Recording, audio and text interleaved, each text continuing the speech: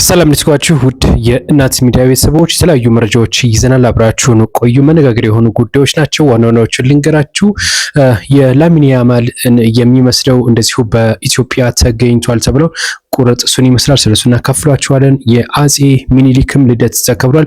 ስለሱ ማጠር ያለ መረጃ አካፍላችኋለሁ። ሌላኛው መረጃ ከሰሞኑ መነጋገሪያ የሆነችው እንግዲህ ድብደባ ሲፈጽሙባት የነበረው ስለሷም እንደዚሁ መረጃ ወጥቷል። እርዳታ የሚደረግላት ይገኛል፣ እናካፍላችኋለን።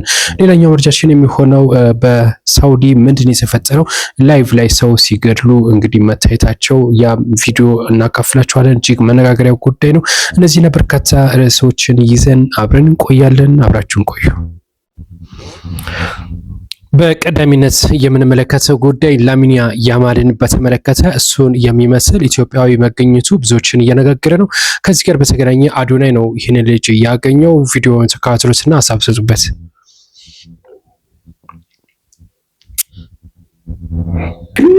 ከዚህ ምን እንከሰ ጎበስ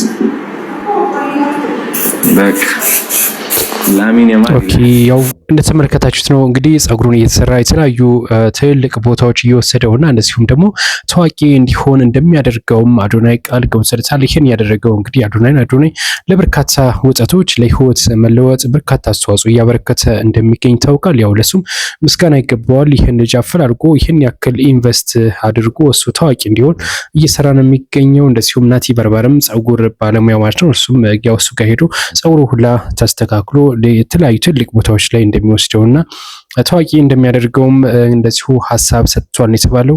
በቀጣይነት የምንመለከተው የአጼ ሚኒሊክ ልደታቸው ተከብሯል። 182ኛ ዓመታቸው እንደሞላም ጭምር ነው። እንግዲህ የልደት ቀናቸው እየተከበረ የሚገኘው በነሐሴ 12 ቀን በዕለተ ቅዳሜ እንደተወለዱም ጭምር መረጃው ደርሶናል። በተወለዱበት ቦታ በሰሜን ሸዋ ማለት ነው። በዛው በተወለዱበት ቦታ ልደታቸው እየተከበረ እንዳለ ጭምር ታውቋል። እንደዚሁም በሰሜንሽ በአንጎላላ ኪዳነ ምሕረትም በዛው በክርስትና የተነሱበት ቤተክርስቲያን አንጎላላ ኪዳነ ምሕረት በዛም እንግዲህ በዓላቸው ተከብሯል ነው የተባለው ልደታቸው ማለት ነው። በቀጣይነት የምንመለከተው ጉዳይ የሚሆነው ከሰሞኑ መነጋገሪያ የሆነችው ለ3 ደብድቧት የነበረውና በቁጥጥር ስር ውለው እንደሆነ ይታወቃል። ያው ደብዳቤዎች ማለት ነው። አሁን እንደምትመለከቷቸው በቀጥታ ጉርሻ ፔጅ የተለያዩ ሚዲያዎችም ድጋፍ እያደረጉላት ነው የሚገኘው። እስካሁን ወደ 93,000 ብር አካባቢ ድጋፍ እንደተደረገላቸው ታውቋል። አካውንታቸውንም ፖስት አድርገው አዳምጧቸው። ደግሞ የእሷ ማዘር ስለሆኑ ከራሳቸው ስማቸውን ስሙ ማሜ ይባላል። ኦኬ ማሜ። እሺ አካውንትሽን እስቲ 1,000 ያው እንደሰማችኋት ነው እንግዲህ በርካቶችም ሲያዝኑ ነበር። ልጅቷም ተደናግጣ እንደነበረ ጭምር ታውቋል። ድርጊቱ የተፈጸመው ግን ከወራት በፊት ጥቅምት ላይ እንደሆነ ፖሊስ ይፋ ማድረጉ የሚታወስ ጉዳይ ነው። ሌላኛው ብዙዎችን ያነጋገረው ጉዳይ በፀጉሯ ላይ እጽ ይዛ ልትገባ ስትል በቁጥጥር ስር ስለዋለችው ጉዳይ እንደዚሁ መነጋገሪያ ጉዳይ ነበረ። ወደ ማረሚያ ቤት ለማስገባት ስትሞክር ይህን በፀጉሯ ላይ ይዛ ማለት ነው በቁጥጥር ስር ውላለች። ብዙዎችም የተናገሩበት ጉዳይ ነው።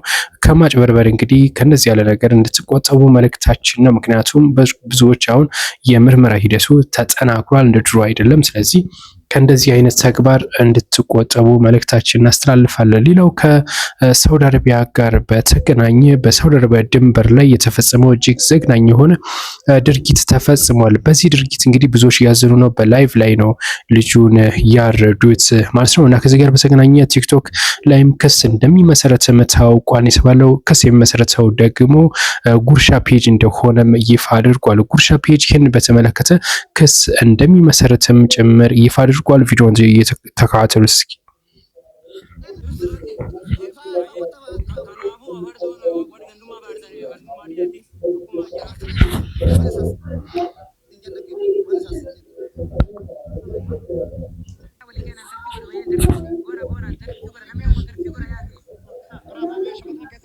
ያው እንደተከታተላችሁት ነው እንግዲህ በርካቶችም እያዘኑ ነበረ። ላይቭ ላይ ነው ይህ ድርጊት ተከስተውና እንዴት ዝም አለ ቲክቶክ ይህን ለምንድን ነው ያላስቀረው ወይም ደግሞ ላይቭ እንዲቆረጥ ያላስደረገው የሚል በርካቶች ሀሳብ እየሰጡበት ነው የሚገኘው።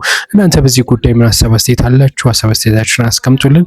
በቀጣይ ሌሎች መነጋገሪያ የሆኑ ጉዳዮችን ይዘን እንመጣለን። እስከዛ ድረስ አብራችሁን ቆዩ። ሰብስክራይብ አድርጋችሁ እንድትከታተሉን እንጠይቃችኋለን። መልካም ቆይታ።